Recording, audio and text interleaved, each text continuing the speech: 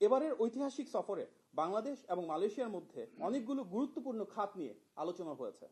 খাতগুলো হলো রাজনৈতিক সহযোগিতা, বাণিজ্য ও বিনিয়োগের সম্প্রসারণ, হালাল শিল্প, ডিজিটাল অর্থনীতি, এআই এবং সেমিকন্ডাক্টর খাত, বাংলাদেশ থেকে মালয়েশিয়ায় কর্মী নিয়োগ এবং তাদের কল্যাণে সহযোগিতা, শিক্ষা ও পর্যটন খাতে সহযোগিতা, জ্বালানি খাত, প্রতিরক্ষা, নিরাপত্তা এবং আঞ্চলিক ও বহুপাক্ষিক সহায়তা সম্প্রসারণ।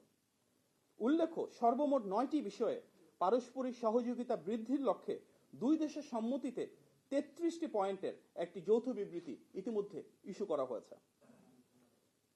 বাংলাদেশের মাননীয় প্রধানমন্ত্রী এবং মালয়েশিয়ার মাননীয় প্রধানমন্ত্রীর যৌথ প্রেস কনফারেন্স আজকে পুত্রজায় অনুষ্ঠিত হয়েছে।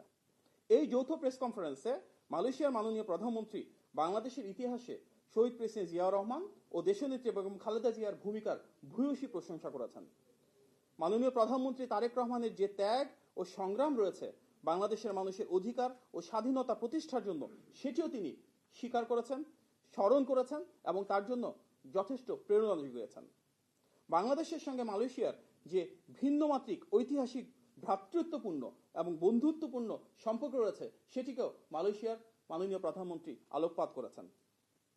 প্রিয় সাংবাদিক ভাই ও বোনেরা, পারস্পরিক স্বার্থকে প্রাধান্য দিয়ে বাণিজ্য ও বিনিয়োগ বৃদ্ধি করে অর্থনৈতিক সহযোগিতা আরও কিভাবে শক্তিশালী এবং জোরদার করা যায় সেটিকে নিয়ে দুই দেশের রাষ্ট্রনায়ক সুবিস্তৃত আলোচনা করেছেন।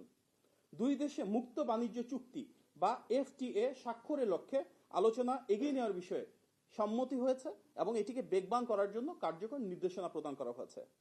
প্রযুক্তি, বিনিয়োগ ও দক্ষতা উন্নয়নের মাধ্যমে শিল্প ও ব্যবসা খাতে সহযোগিতা বাড়িয়ে কিভাবে নতুন কর্মসংস্থান এবং অর্থনৈতিক সুযোগ সৃষ্টি করা যায় সেগুলো নিয়েও দুই দেশ একসাথে কাজ করার ঐক্যমত্য পোষণ করেছে। একই সাথে হালাল শিল্প ও হালাল ব্যবসার সম্ভাবনার যে অপার গুরুত্ব রয়েছে সেটিকে অনুধাবন করে কিভাবে মালয়েশিয়ার বেস্ট প্র্যাকটিস আমরা বাংলাদেশে অ্যাডাপ্ট করতে পারি হালাল শিল্পের বিকাশের জন্য, সেগুলি নিয়ে দীর্ঘ আলোচনা করা হয়েছে। এ খাতে মালয়েশিয়ার অভিজ্ঞতা কাজে লাগিয়ে বাংলাদেশে হালাল পণ্য, সনদ প্রদান ব্যবস্থা এবং দক্ষ জনবল তৈরির পাশাপাশি গবেষণা ও প্রশিক্ষণ কার্যক্রমে সহযোগিতার বিষয়ে নেতৃবৃন্দ একমত হয়েছেন। প্রিয় সাংবাদিক ভাই ও বোনেরা, আজকের আলোচনায় কৃত্রিম বুদ্ধিমত্তা বা এআই, ডিজিটাল অর্থনীতি, সাইবার নিরাপত্তা ও আধুনিক প্রযুক্তি খাতে সহযোগিতা বাড়ানোর বিষয়ে গুরুত্ব আরোপ করা হয়েছে।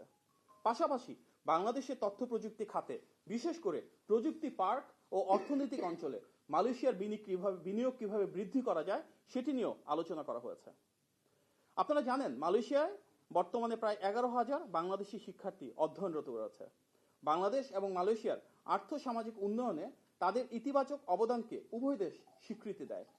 দুই দেশের সরকার প্রধান শিক্ষাক্ষেত্রে সহযোগিতা, বিশেষ করে বিশ্ববিদ্যালয়গুলোর মধ্যে অংশীদারিত্ব, যৌথ গবেষণা এবং কারিগরি ও দক্ষতা ভিত্তিক শিক্ষা সম্প্রসারণে একমত পোষণ করেছে। একই সঙ্গে কর্মবাজারের চাহিদা অনুযায়ী দক্ষ মানব সম্পদ গড়ে তোলা এবং শিক্ষার্থীদের দক্ষতা উন্নয়নের উপর গুরুত্ব আরোপ করেন উভয় সরকার প্রধান। প্রতিরক্ষা সহযোগিতা আরও জোরদার, সামরিক প্রশিক্ষণ ও দক্ষতা উন্নয়ন কার্যক্রম সম্প্রসারণ এবং জাতিসংঘ শান্তিরক্ষা মিশনে পারস্পরিক সহযোগিতা বৃদ্ধির বিষয়ে উভয় দেশ একমত হয়েছে। পাশাপাশি সন্ত্রাসবাদ মোকাবেলায় প্রশিক্ষণ এবং সক্ষমতা উন্নয়নের মাধ্যমে দ্বিপাক্ষিক সক্ষমতা আরও কিভাবে শক্তিশালী করা যায় সে বিষয়ে আলোচনা হয়েছে পর্যটন এবং সাংস্কৃতিক ক্ষেত্রে কিভাবে পারস্পরিক সহযোগিতা বৃদ্ধি করা যায় সেটি নিয়েও।